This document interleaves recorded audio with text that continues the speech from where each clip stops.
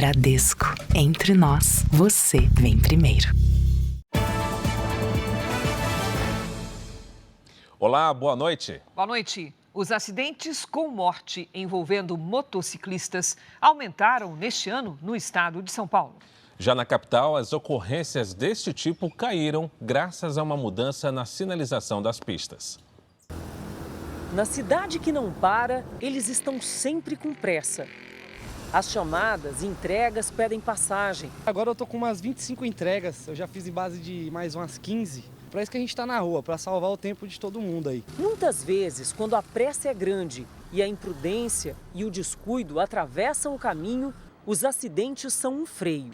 No fluxo, na saúde e na vida de muitos motociclistas. O para-choque da moto é você, né? Já vi cair na minha frente, já tive que parar para socorrer. No trânsito de São Paulo há 23 anos, o motoboy Luciano tem marcas no rosto e no corpo. Por várias vezes, teve que ficar meses fora do trabalho, incapacitado. Voltou ao serviço, mas ficaram as sequelas. Fiquei 2 anos sem poder trabalhar, sem a moto. Quantas fraturas no braço? No braço aqui tem uma só, uma no braço, uma na perna e outra no rosto. Tá todo marcado? Todo marcado, a cara já é torta, já é feia, ficou mais torta ainda. Em todo o estado de São Paulo, só no ano passado, foram 2.025 mortes de motociclistas entre janeiro e novembro. Em 2023, no mesmo período, já foram 2.057, um aumento de 1,58%. A motocicleta é um meio de transporte intrinsecamente perigoso. Qualquer probleminha, o motociclista cai e a chance de se machucar seriamente ou mesmo morrer é muito grande. Diferente de um carro, que quando há qualquer coisa, amassa-se um paralama. Na moto, não. Quem realmente sofre o impacto é o motociclista e o efeito é mortal. Em 3 décadas como motoboy, Moisés segue porque precisa. Coleciona histórias de acidentes, perda de colegas e receio de ser mais uma vítima. Já vi vários acidentes que você para, senta um pouco e respira. Nossa, como aconteceu aquilo? Sai de casa e não sabe se volta. Não sabe se volta, com certeza. Depois de tantos acidentes, pelo menos 2 graves, o Moisés hoje, depois que recebe mais uma chamada para entrega, acaba dando preferência a vias como essa, a 23 de maio, onde a faixa exclusiva para motociclistas já foi implantada. A faixa azul começou a ser implantada na capital paulista em janeiro do ano passado, para reorganizar o compartilhamento entre carros e motos. A iniciativa começou na Avenida 23 de Maio e hoje se espalha por 89 quilômetros em 12 avenidas de São Paulo. Uma medida que apresentou resultado logo no primeiro ano de implantação. Enquanto no restante do estado o número de mortes de motociclistas aumentou, na capital o número caiu 4,39%, passando de 387 em 2022 para 370 até novembro desse ano. Nenhuma delas ocorreu em avenidas com a faixa azul. Ela funciona primeiro, uma sinalização muito fácil de entender. Né? O comportamento do motorista e do motociclista é muito fácil deles compreenderem entre si. O que a gente sempre prioriza é a vida. Né? A gente não pode criar um sistema que agrave a situação de um sinistro. Até o fim do ano que vem, a Prefeitura quer chegar a 200 quilômetros da faixa e quem trafega por ela aprova a medida. A faixa que fizeram é muito legal, bom mesmo. Que aumente o número de faixas nas avenidas principais aí para a gente conseguir agilizar nosso trabalho também. Um adolescente de 15 anos foi baleado ao reagir a um assalto num dos bairros mais movimentados da capital paulista. Um suspeito foi detido. Eram 11h30 da noite quando o adolescente chegou ao prédio para visitar a namorada. Nas imagens é possível ver quando o estudante foi rendido por um motociclista armado. O assaltante exige o celular. Depois de alguns segundos, o aparelho cai e o criminoso se abaixa para pegar. O adolescente reage, tenta derrubar o assaltante. Do outro lado da rua, um morador gravou tudo, até o momento do disparo e os pedidos de socorro do garoto. Outros 2 criminosos chegam de moto e sobem na calçada. A vítima, já no chão e baleada, ainda é agredida com chutes e socos. Os assaltantes fogem com o celular do adolescente. A polícia é chamada e chega logo depois. Esta mulher mora no bairro de Perdizes, na zona oeste da cidade, há 40 anos. Nos últimos 3 meses, a gente tem percebido que realmente se tornou uma coisa diária aqui no bairro. Isso que preocupa, principalmente em dias de jogo e de shows. Essa semana nós tivemos mais 2 assaltos na mesma rua. O adolescente foi atingido no abdômen e está internado no Hospital das Clínicas de São Paulo, onde passou por cirurgia. Poucas horas depois do crime, um suspeito foi preso. Segundo a polícia, a moto alugada por ele é a mesma usada por um dos 3 criminosos que participaram do assalto. Um capacete recolhido por policiais também foi identificado com a ajuda das imagens das câmeras de segurança. O homem preso nesta sexta-feira é irmão do suspeito identificado na investigação como aquele que atirou contra o jovem. Inicialmente, o mínimo é que ele locou a moto utilizada no crime. Para nós, até esse momento, os dois estão na cena do crime. Hoje, a área que tem muito comércio e prédios residenciais amanheceu assim, depois de uma noite de muita violência. Um assalto gravado por vários ângulos que vizinhos e frequentadores vão demorar para esquecer. Ouvi tiro, ouvi correria, o pessoal ficou bem nervoso, inclusive teve cliente chorando. O pessoal quer vir, às vezes, comer um lanche, não pode nem sentar do lado de fora, porque não sabe se vai passar uma moto, se vai passar do jeito que foi ontem. A defesa do suspeito preso afirma que ele não estava com a moto na hora do crime, porque tinha emprestado o veículo. No final da tarde, os moradores fizeram uma manifestação no local, pedindo mais segurança. Veja agora outros destaques do dia. Verão começa com previsão de temperaturas ainda mais altas. Afogamentos ficam mais frequentes nas praias de São Paulo e do Rio de Janeiro. O Congresso aprova o orçamento para o ano que vem com aumento do fundo eleitoral e cortes no PAC. ONU aprova a resolução para a abertura de corredores humanitários na faixa de Gaza. Manchester City faz 4-0 no Fluminense e é campeão mundial de futebol.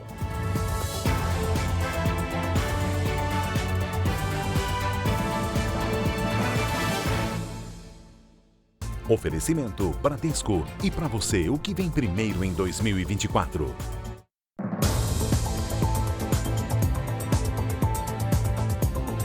Mais de meia tonelada de cocaína foi apreendida em Goiás. É a segunda maior apreensão desse ano no estado.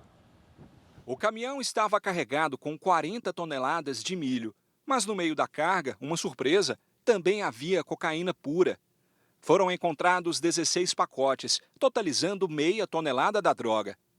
A cocaína foi localizada numa operação conjunta da Polícia Rodoviária Federal com a Delegacia de Narcóticos de Goiânia.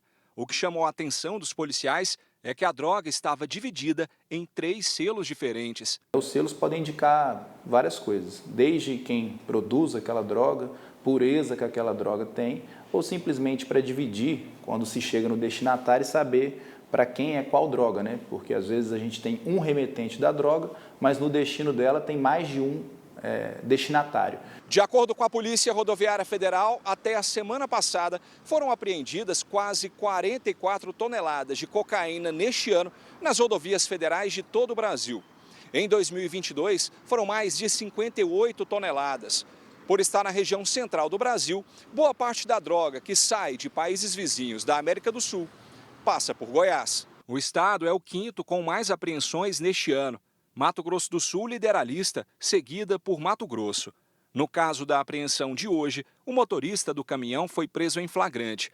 Para a polícia, ele disse que receberia R$10 mil para levar a droga de Santa Rita do Trivelato, no Mato Grosso, para Itajaí, em Santa Catarina. A gente acredita que essa droga possivelmente seria exportada, né, para fora do país.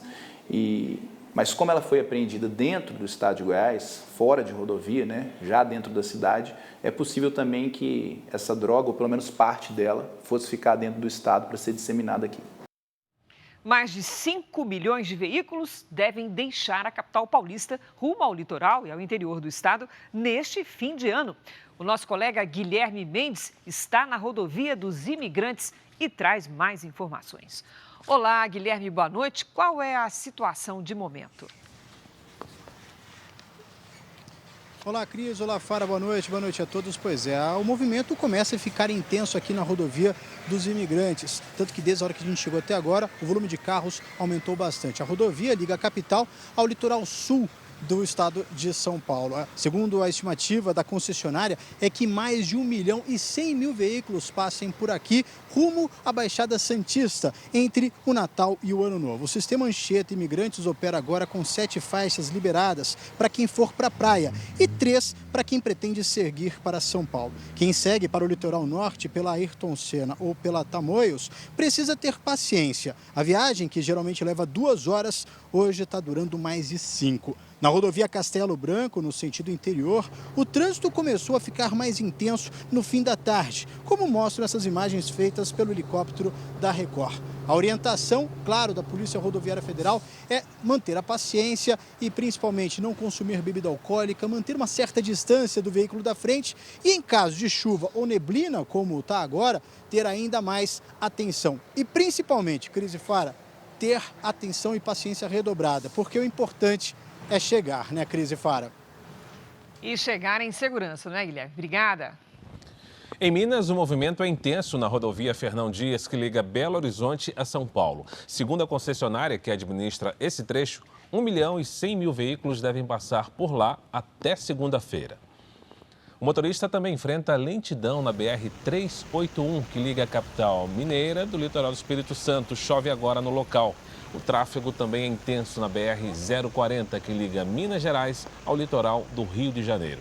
A Polícia Rodoviária Federal recomenda atenção redobrada e muita calma dos motoristas. O verão começou hoje. Com a chegada da estação mais quente, aumenta o risco de afogamento. Só esse ano, mais de 3.500 pessoas foram resgatadas em praias do estado de São Paulo. A moto aquática acelera para mais um salvamento. 3 vítimas foram resgatadas. Nesta outra ocorrência, o socorro chega de helicóptero. No fim do ano, com praias cheias, o trabalho dos guarda-vidas só aumenta. A gente viu um primeiro salvamento de uma família, pareciam que eram 3 pessoas, e assim que eles conseguiram fazer o resgate, imediatamente aconteceu outra possibilidade de afogamento ali. Foi o que aconteceu hoje com a Thalita e a família. O mar desta praia de Guarujá, no litoral de São Paulo, parecia tranquilo. A gente não estava mergulhando, a gente estava ali conversando, a maré começou a subir muito.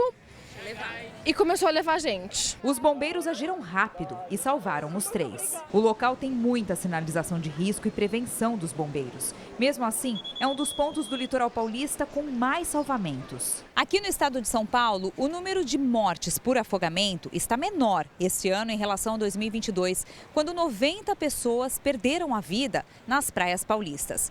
Mas os casos de afogamentos e salvamentos, como o da Thalita e a família, aumentaram nos últimos 3 anos. Em 2021, quase 3.000 pessoas foram resgatadas em praias de São Paulo. Em 2022, foram cerca de 3.300. Este ano nem acabou e já são mais de 3.500 salvamentos. Já os afogamentos cresceram 20% nos últimos 3 anos. Os dados de mortes só não seguiram no mesmo ritmo porque tem mais helicópteros e motos aquáticas em atuação. A aeronave já vem para o local, os 2 guarda-vidas que estão tripulados naquela aeronave já se lançam ao mar e eles fazem o salvamento com muito mais agilidade. No Rio de Janeiro também aumentaram os casos de afogamento. No ano passado foram cerca de 15.600. Esse ano já são mais de 25.000. E as histórias por trás desses números têm semelhanças recorrentes. Aquela mistura de álcool com praia e sol sempre dá problema, né? Porque ele acaba perdendo os sentidos, ele entra numa corrente de retorno, quando vê ele já foi arrastado lá para o fundo.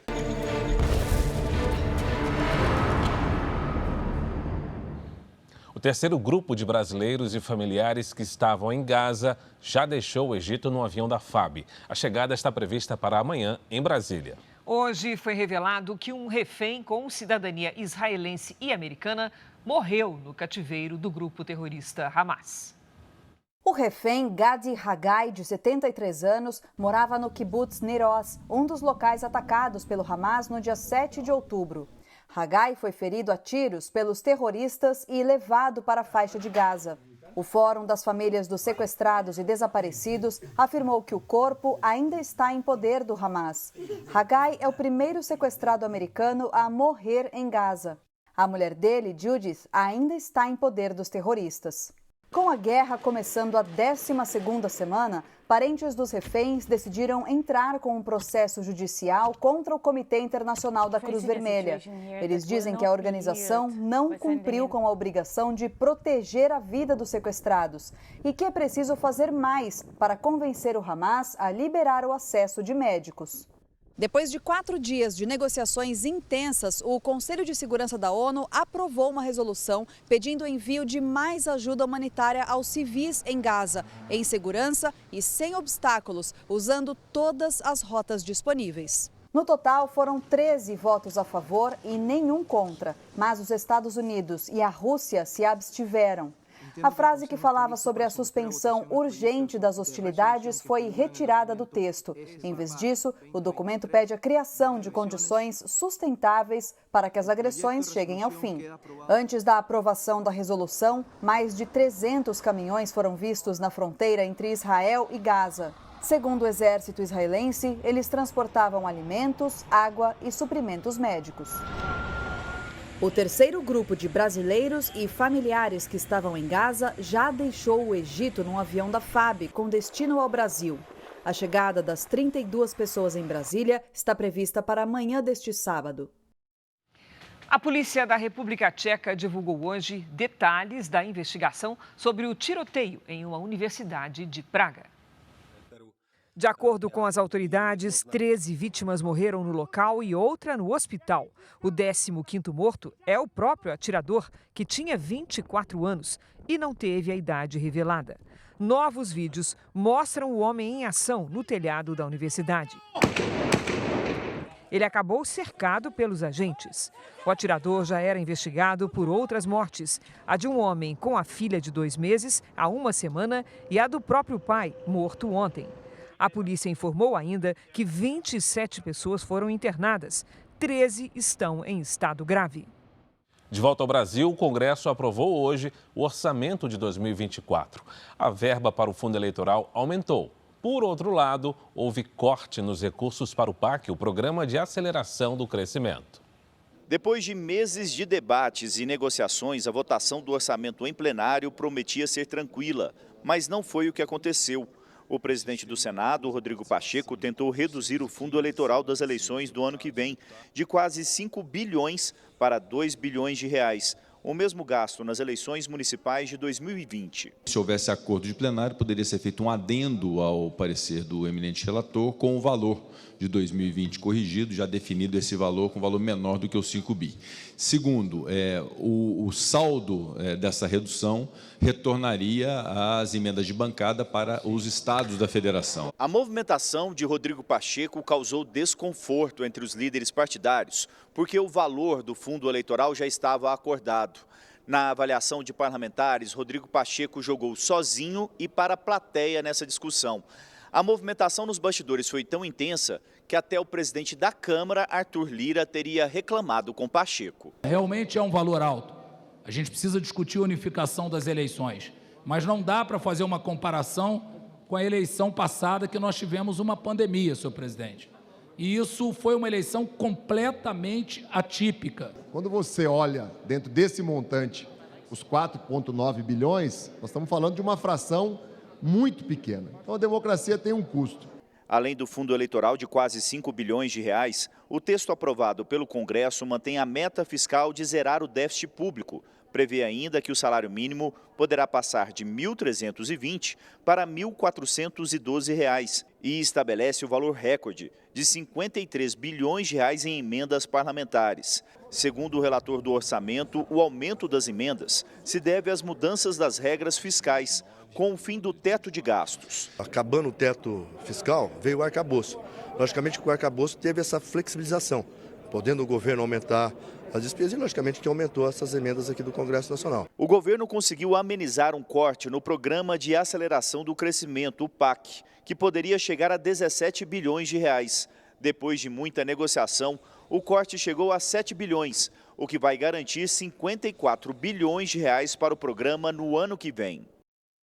O ministro da Fazenda, Fernando Haddad, comemorou hoje em Brasília o projeto de regulamentação das apostas esportivas no Brasil, que vai ajudar no aumento da arrecadação do governo.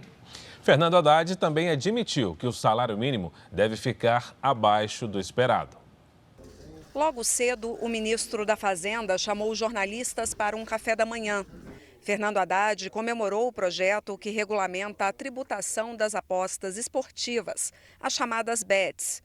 O texto que vai à sanção permite os cassinos online, mas proíbe a instalação de máquinas caça-níqueis. A autoridade pública não estava cumprindo o seu dever de fiscalizar uma atividade econômica que tem implicações importantes até para a saúde pública, né? Porque vocês sabem que isso exige um cuidado muito grande por parte da autoridade da saúde sobre o impacto disso na saúde das pessoas, que nós sabemos que o jogo em geral traz, né? Haddad admitiu que o salário mínimo deve ficar menor que o previsto. O governo trabalhava com a previsão de R$ 1.421, mas por causa da diferença da inflação, o cálculo do valor teve um corte de R$ 9,00, caindo para R$ 1.412. Segundo o ministro, o que foi combinado com as centrais sindicais será cumprido, mas não explicou qual despesa seria cortada para compensar o valor acordado. A política do presidente Lula vai ser respeitada na forma do acordo que foi feito com as centrais sindicais. Terça-feira que vem, o ministro da Fazenda vai anunciar algumas medidas para tentar melhorar a arrecadação e buscar a meta de déficit zero. Haddad não quis adiantar quais medidas seriam, mas uma delas é uma proposta alternativa à desoneração da folha de pagamento dos 17 setores que mais empregam no país. O presidente Lula vetou a proposta e o Congresso derrubou o veto. A saída política foi um pedido do presidente Lula ao ministro da Fazenda antes de judicializar a questão. O que o presidente sugeriu? Existe uma saída política? Daí nós respondemos, existe. Ele falou, então antes de buscar o remédio judicial, vamos apresentar essa proposta para o Congresso Nacional. Haddad também garantiu que não haverá a criação de novos impostos, nem a retomada de antigos tributos ou aumento de alíquotas. Segundo o ministro, não há decisão se as compras feitas online serão taxadas, já que a proposta gera polêmica dentro do próprio governo. O ministro afirmou ainda que a relação com o presidente do Banco Central, Roberto Campos Neto, está boa e disse que há espaço para novas reduções na taxa de juros, que hoje está em 11,75%. Nós não vamos criar impostos novos, nós não vamos aumentar a alíquota, nós vamos seguir a Constituição. O juro está caindo e vai cair mais. As ondas atípicas de calor intenso que marcaram os últimos meses foram uma amostra do que vem por aí neste verão. A previsão é de temperaturas acima da média e de chuvas irregulares. Dia de sol forte e muito calor em todo o Brasil. Situação que deve se repetir pelos próximos meses. O verão vai ser mais quente que o normal, segundo o Instituto Nacional de Pesquisas Espaciais, o INPE. A média histórica da estação é de 25,3 graus de temperatura. Os meteorologistas acreditam que agora pode ultrapassar a média de 1998, que foi de 26 graus. É algo que supera a média climatológica em praticamente 1 grau, quase 1 grau acima da média climatológica para os meses de verão. Então é algo bem significativo, né, a temperatura prevista para este verão. Todas as regiões aí com calor acima da média. Os últimos meses já bateram recordes de temperatura. O fenômeno El Niño, que aquece as águas do Oceano Pacífico e provoca alterações climáticas, deve durar até abril e agravar a situação. Mas o problema não é só ele. Quando a gente pega um mapa aí de temperatura do oceano, a gente vê uma grande quantidade de água muito mais aquecida do que o normal. Temos também o aquecimento natural do planeta, influência também do homem, da ação do homem no meio ambiente, que acaba deixando as temperaturas mais elevadas. Então toda essa combinação de fatores faz a gente ter essa ideia de que o próximo verão tenha essa característica de ser um dos verões mais quentes da história. Quem tem praia por perto, aproveita o mar.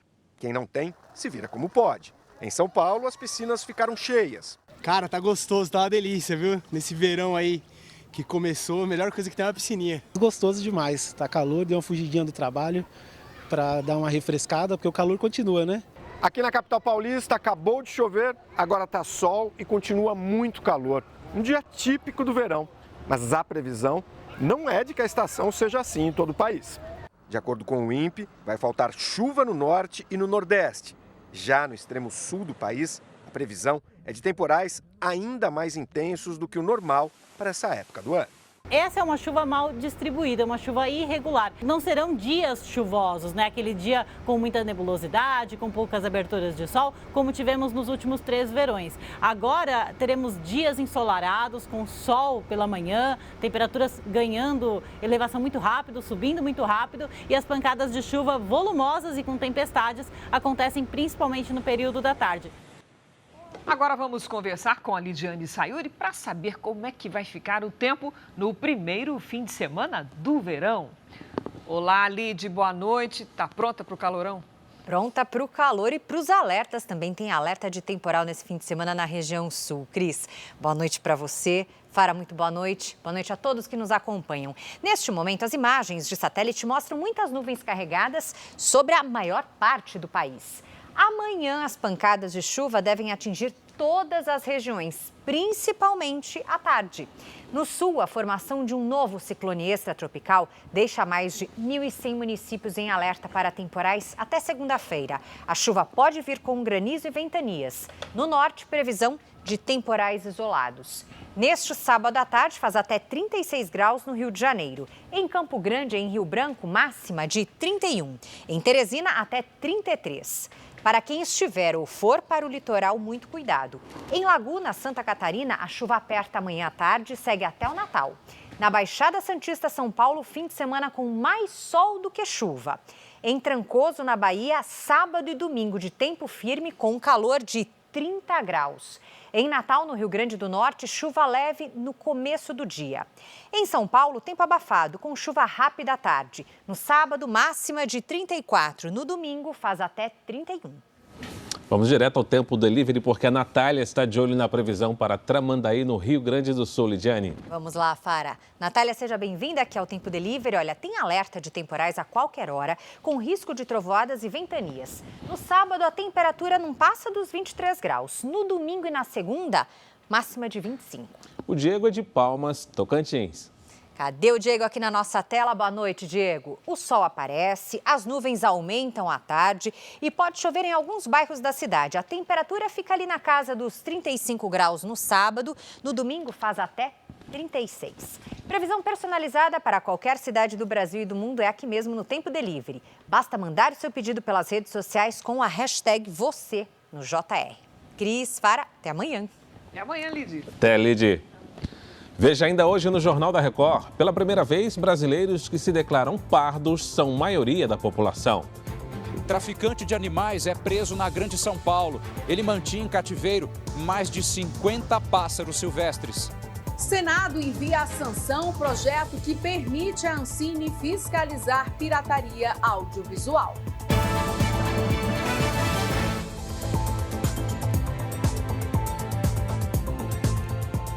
Um homem foi preso em flagrante por tráfico de animais na Grande São Paulo.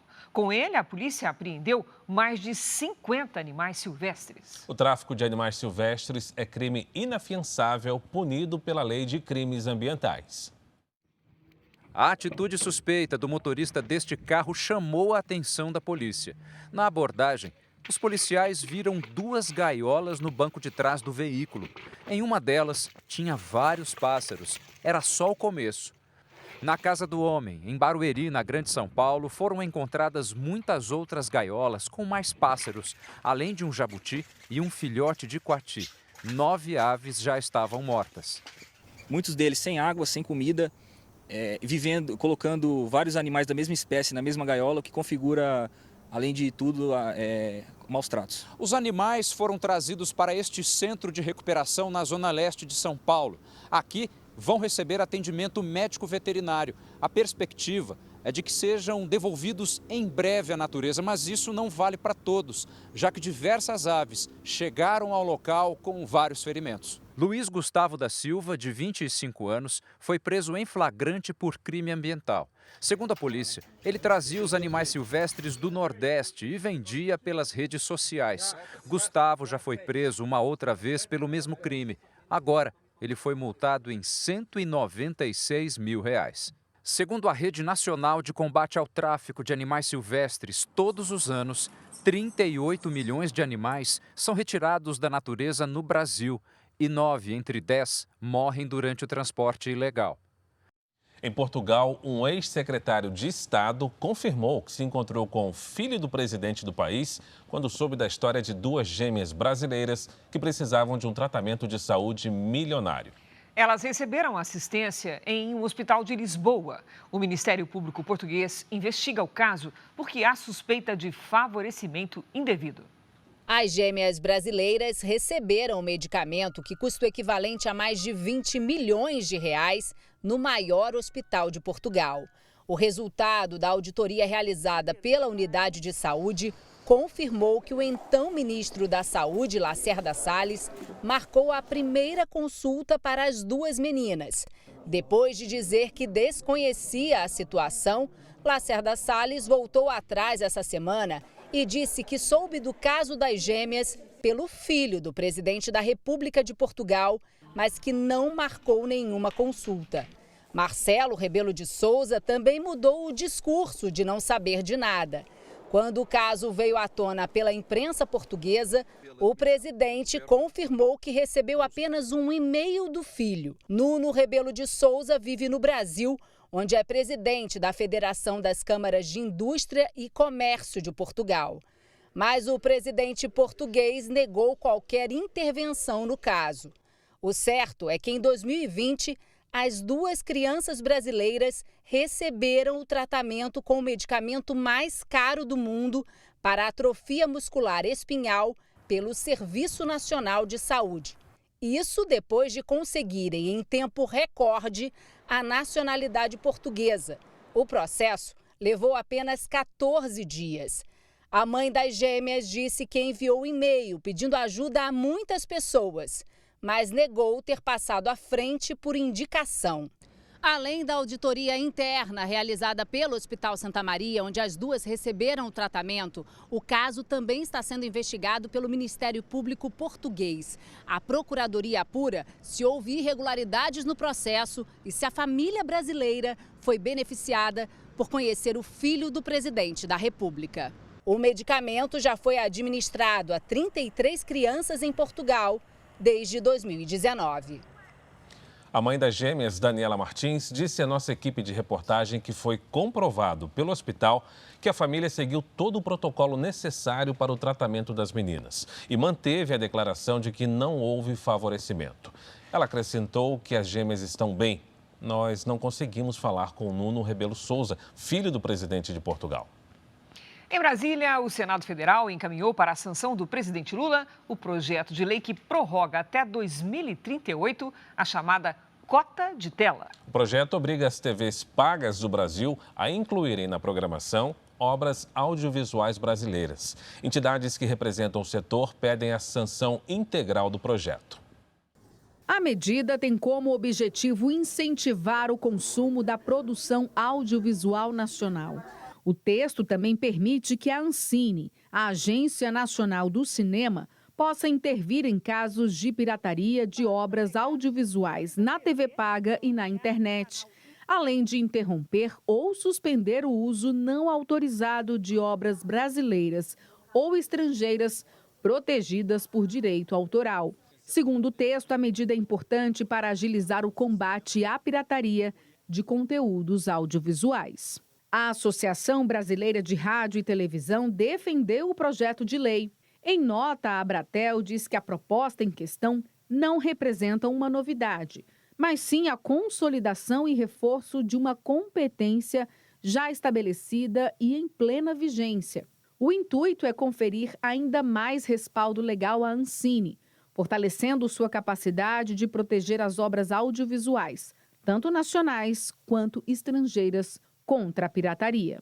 As entidades que representam empresas da indústria audiovisual no Brasil afirmam que combater a pirataria audiovisual significa não apenas preservar milhares de empregos, mas evitar a sonegação de bilhões de reais em impostos. O Senado também enviou para a sanção outro projeto de lei que prorroga até 2033 a obrigatoriedade das salas de cinema de todo o país exibirem uma cota mínima de produções audiovisuais brasileiras. O texto autoriza ainda a criação de fundos de financiamento da indústria cinematográfica nacional e prevê que a Agência Nacional do Cinema fiscalize o cumprimento da lei.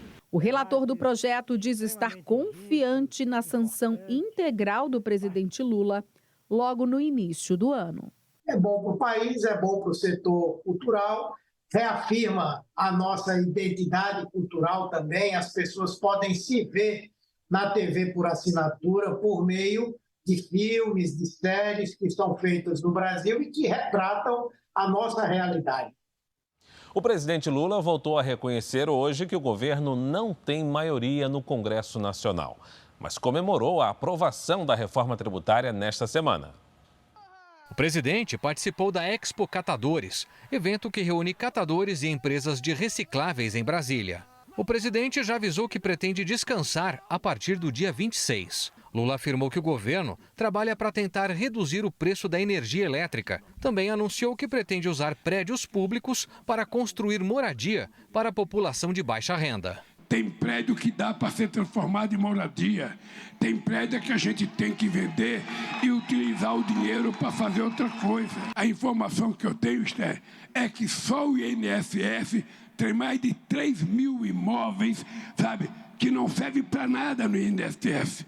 Mas se não serve para o INSS, serve para o povo que precisa morar, que precisa estudar. No evento, Lula elogiou vários ministros e voltou a reconhecer que o governo não tem maioria no Congresso Nacional para aprovar tudo o que pretende. O presidente citou a derrubada do veto pelo Congresso da proposta do marco temporal para a demarcação de terras indígenas. É importante vocês lembrarem, o PT só tem 70 deputados de 513. O PCdoB tem um pouquinho, o PSB tem um pouquinho, o PDT tem um pouquinho. Então a chamada esquerda toda não deve ter 130 deputados, de 513. Ainda assim, o presidente comemorou a aprovação de temas importantes, como a reforma tributária promulgada esta semana. Pela primeira vez, a gente aprova uma política tributária que diz o seguinte: quem ganha mais, paga mais. Quem ganha menos, paga menos. Não é como é hoje, que proporcionalmente o trabalhador paga mais. E isso foi votado com muito acordo, com muita conversa. Antes de entrar em recesso, Lula tem uma decisão importante a tomar. As regras do indulto natalino ainda não foram divulgadas. Hoje, o presidente se reuniu com o ministro da Justiça, Flávio Dino, para discutir o tema. Uma das possibilidades é que condenados pela invasão aos prédios dos três poderes em 8 de janeiro não recebam um perdão presidencial. Já o presidente dos Estados Unidos, Joe Biden, concedeu hoje indulto a 11 presos que cumpriam penas relacionadas a drogas. Os detentos haviam sido condenados de 10 a 27 anos de prisão por envolvimento com o tráfico de drogas, em crimes classificados como não violentos. Penas consideradas desproporcionalmente longas pelo governo democrata. Segundo Biden, todos receberiam sentenças significativamente menores se fossem acusados hoje. Os 11 beneficiados estão em prisões de vários estados americanos, inclusive aqui na Flórida. Eles respondem por porte e distribuição de substâncias ilegais como cocaína, crack e metanfetamina.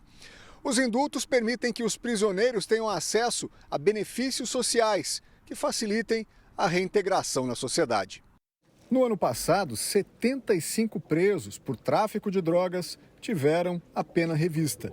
O democrata perdoou ainda milhares de indivíduos acusados de crimes federais por posse ou consumo de maconha. A justificativa da Casa Branca é corrigir disparidades raciais no sistema de justiça americano. O governo ainda vai garantir a liberdade para quem for pego usando a droga daqui para frente. Como a legislação americana impede o presidente de interferir nos estados, ele pediu aos governadores que tomem medidas semelhantes. A nova regra não vale para imigrantes que estiverem ilegais no país. Veja a seguir os gols do título mundial do Manchester City em vitória sobre o Fluminense. Pesquisa revela que brasileiros vão gastar mais com as compras de Natal esse ano. Criança nascida prematuramente comemora aniversário de 1 ano em maternidade onde ficou 5 meses internada.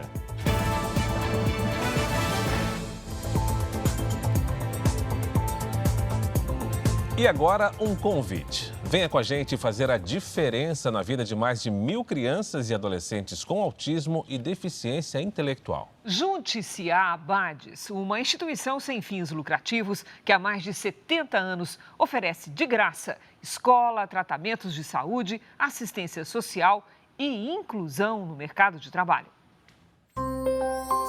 Eu te convido a se juntar a essa causa através da sua doação para que esse apoio possa continuar. É só ligar 0500 508 0707 para doar R$ 7. 0500 508 0720 para doar R$ 20. 0500 508 0740 para doar R$ 40. Ou você pode doar qualquer outro valor por meio do Pix doe@abades.org.br.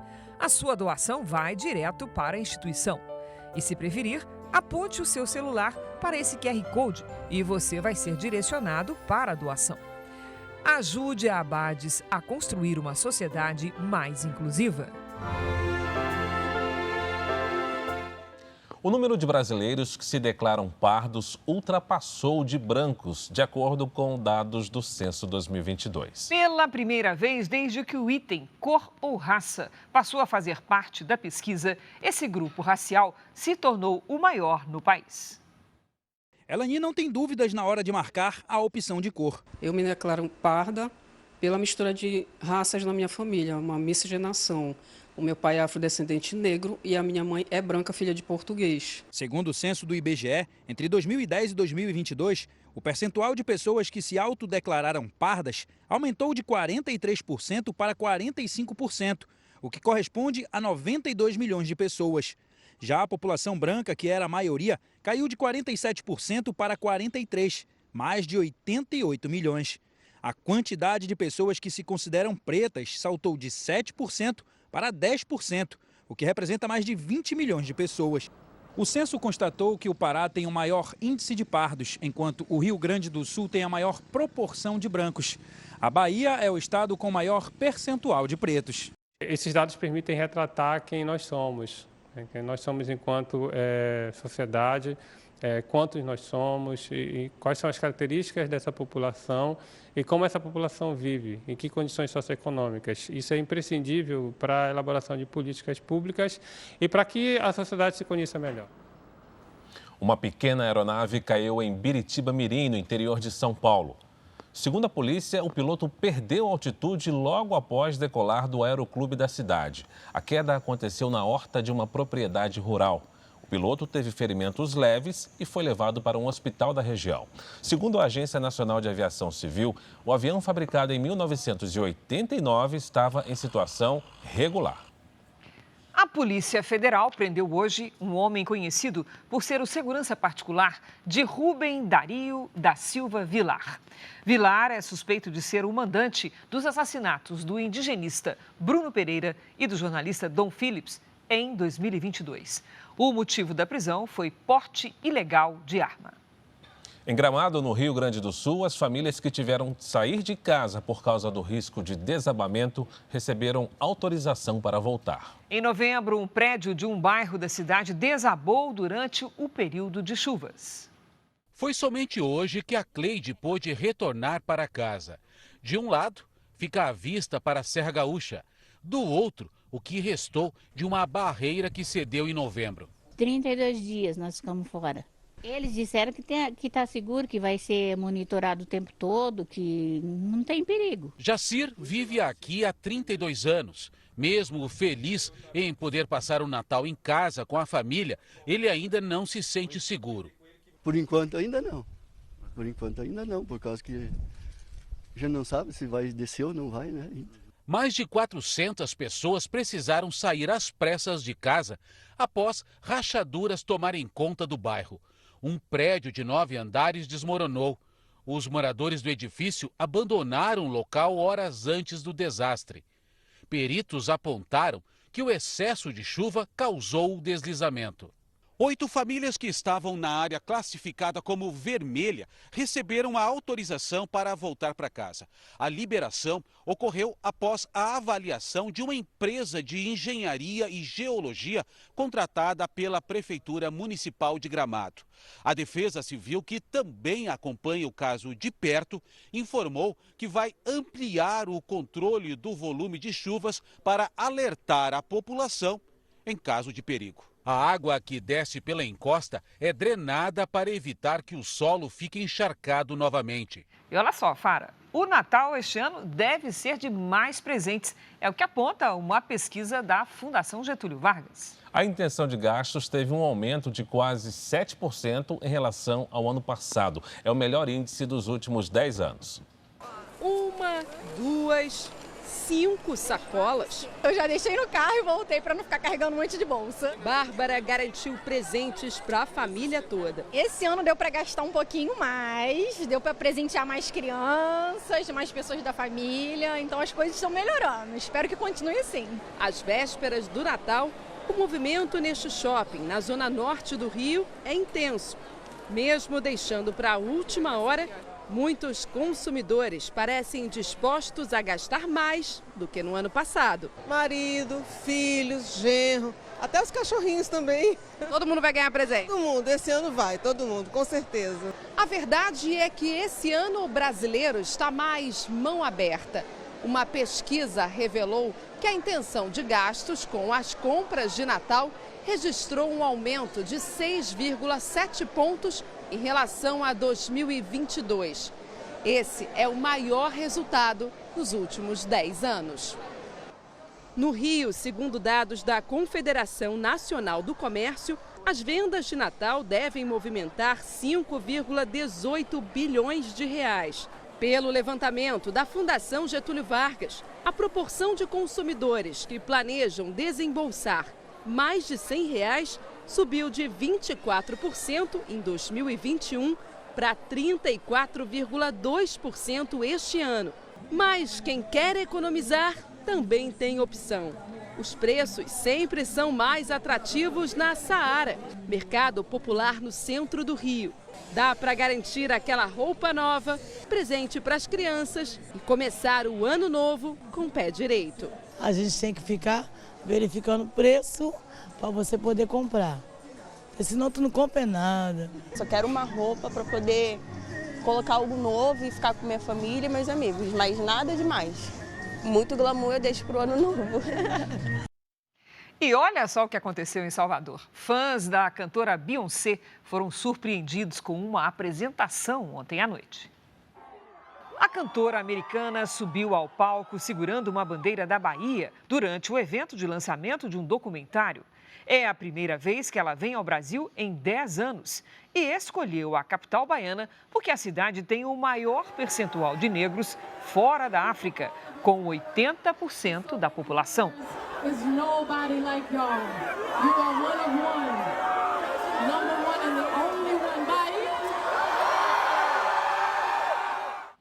A UTI de uma maternidade de Belo Horizonte teve um dia diferente hoje, com direito a bolo e muita alegria. Uma festa para comemorar o aniversário de um aninho de um bebê que nasceu com menos de 500 gramas. E hoje esbanja a saúde. Não era bem uma emergência, mas juntou toda a equipe da UTI.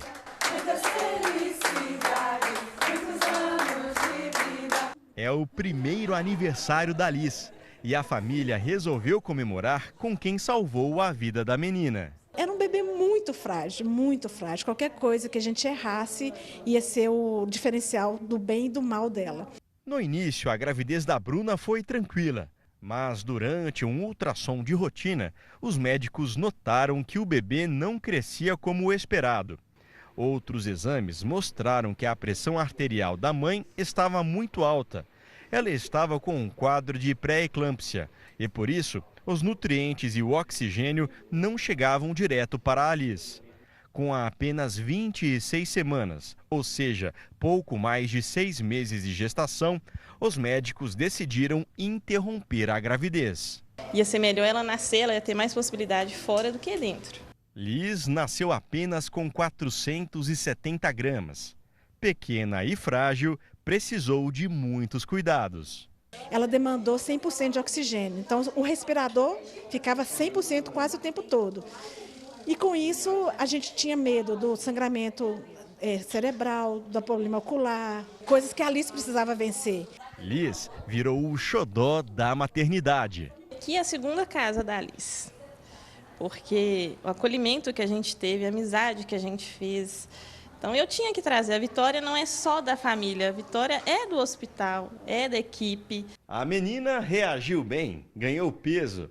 A alta veio depois de 5 meses no hospital. Tantos momentos difíceis uniram ainda mais a família. A Liz, o Jefferson e a Bruna passaram juntos por todos os desafios. Agora celebram a vida e não faltam planos para o futuro. Que ela cresça para fazer a diferença. Ela já faz diferença. É só motivo de alegria e celebrar cada dia que tiver como se fosse o último. Muita saúde para a Liz, né?